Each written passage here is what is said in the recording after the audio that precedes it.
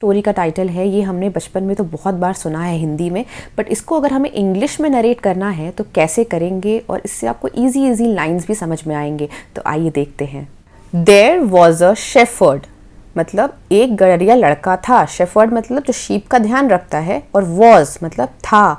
अगर इज लिख रहता यहाँ पे तो यहाँ पे है लिखा रहता कि एक लड़का है, पर यहाँ पे there was a who watched a, मतलब जो देखभाल करता था। अब वॉच का यहाँ पे दूसरा मीनिंग है। एक मीनिंग होता है जब हम बोलते हैं आई एम वॉचिंग टीवी, मतलब मैं टीवी देख रहा हूँ, पर देखभाल करने को भी हम वॉच वर्ड यूज़ कर सकते हैं। फ्लॉक ऑफ शीप मतलब भेड़ों के झुंड।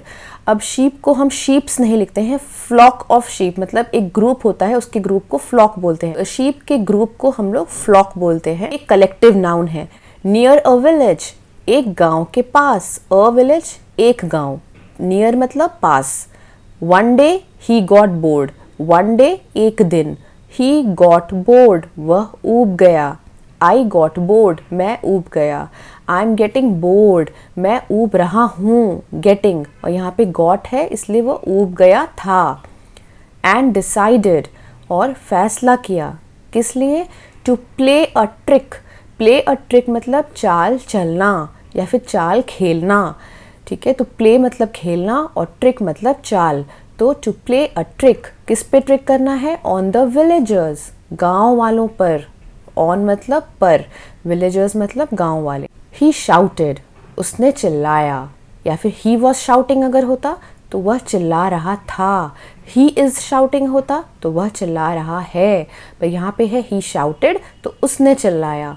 वुल्फ वुल्फ भेड़िया भेड़िया, the wolf is chasing the sheep, भेड़िया पीछा कर रहा है। किसका पीछा कर रहा है? भेड़ों का। चेजिंग, चेजिंग मतलब पीछा करना। द विलेजर्स केम, गांव वाले आए। केम मतलब आए थे। Villagers are coming, the villagers are coming मतलब विलेजर्स आ रहे हैं, गांव वाले आ रहे हैं। रनिंग विद स्टिक्स मतलब दौड़ते हुए लकड़ियों के साथ। किस लिए आ रहे हैं? उसकी मदद के लिए। बट वेन दे अराइव्ड, लेकिन जब वे पहुंचे। बट मतलब लेकिन, वेन मतलब जब, दे अराइव्ड वे पहुंचे। दे फाउंड नो वुल्फ, तो उन्हें कोई भेड़िया नहीं मिला। द बॉय लाफ्ड, लड़का हंसा। And thought it was funny, और उसे मजाक समझ लिया। फनी मतलब मजाक और थॉट मतलब समझा या सोचा।